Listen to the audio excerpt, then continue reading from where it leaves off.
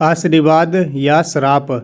स्वर्ग में भ्रमण कर रहे नारद जी ये देखकर बड़े हैरान थे कि धरती पर वह लोग तो बहुत खुश हैं जो धन के पीछे भागते हैं, और वे लोग बड़े दुखी हैं जो भगवान की भक्ति करते हैं। इस विचार से ग्रस्त नारद जी काफ़ी परेशान हो गए, और जब उनसे रहा नहीं गया तो वह सीधे पहुँचे बैकुंठ धाम। इस प्रश्न का समाधान पाने के लिए भगवान विष्णु के पास। नारद जी जैसे ही भगवान विष्णु जी के धाम पहुँचे, भगवान विष्णु उनके मन की बात पहले से जानते थे। विष्णु भगवान ने नारद से कहा, चलो धरती लोक पर चलते हैं और आपके प्रश्न का समाधान पाते हैं। दोनों साधु का वेश धारण कर धरती लोक पर पहुँचे। वह दोनों सबसे पहले एक बड़े व्यापारी के द्वार पर भिक्षा मांगने के लिए गए।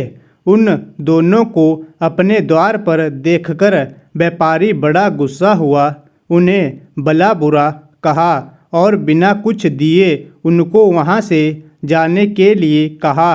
जाते जाते साधु के रूप में भगवान विष्णु ने उसे आशीर्वाद दिया कि तुम्हें और भी ज़्यादा धन मिले। नारद जी को यह देखकर बड़ा आश्चर्य हुआ, लेकिन वह कुछ नहीं बोले और भगवान विष्णु के साथ चलते रहे। थोड़ी देर बाद एक बुढ़िया माँ की कुटिया पर पहुँचे।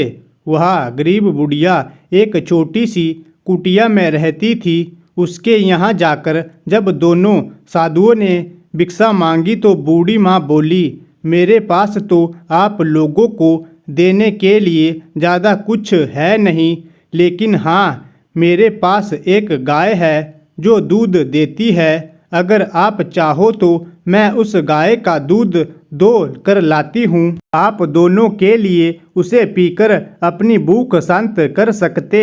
साधुओं के हाँ कहने पर बूढ़ी माँ ने दोनों के लिए दूध का इंतजाम कर दिया।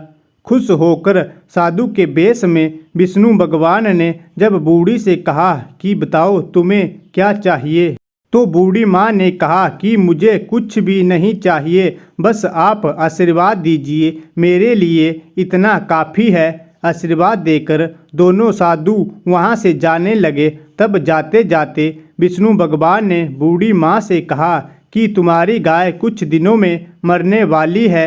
वहाँ से थोड़ा आगे जाने पर नारद जी बड़े परेशान हो गए और विष्णु भगवान से बोले, यह कैसा न्याय है भगवान आपका? जिस व्यापारी ने हमारा इतना अपमान किया, हमें गालियाँ दी, आपने उसे और ज़्यादा धन पाने का आशीर्वाद दिया, और इस बूढ़ी माँ को जिसने हमारी इतनी सेवा की, हमारे लिए दूध की व्यवस्था की, उसे आप कहते हैं कि उसकी गाय जो कि उसके जीवन का आखिरी सहारा है वह भी मर जाएगी। ऐसा क्यों?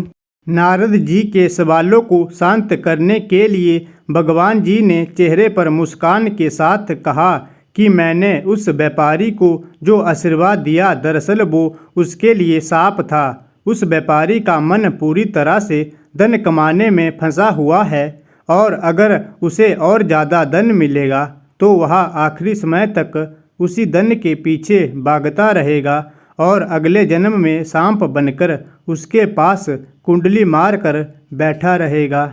और रही उस बूढ़ी माँ की बात, तो कुछ बूढ़ी माँ का पूरा ध्यान अच्छे कामों में और भगवान भक्ति में था। हाँ, सिर्फ थोड़ा सा मन उसका उस गाय में अटका हुआ था, और वह अपने आखिरी समय में उस गाय के मोह में यह चिंता करती रहती कि उसके जाने के बाद इस गाय का क्या होगा, क्या कोई उसे हानि पहुंचाएगा या मार डालेगा, और वह पूरी तरह से मुक्त नहीं हो पाती। बस यही कारण था कि मैं चाहता हूँ कि आखिरी समय में उसका ध्यान पूरी तरह मेरी तरफ रहे, ना कि इस गाय की तरफ।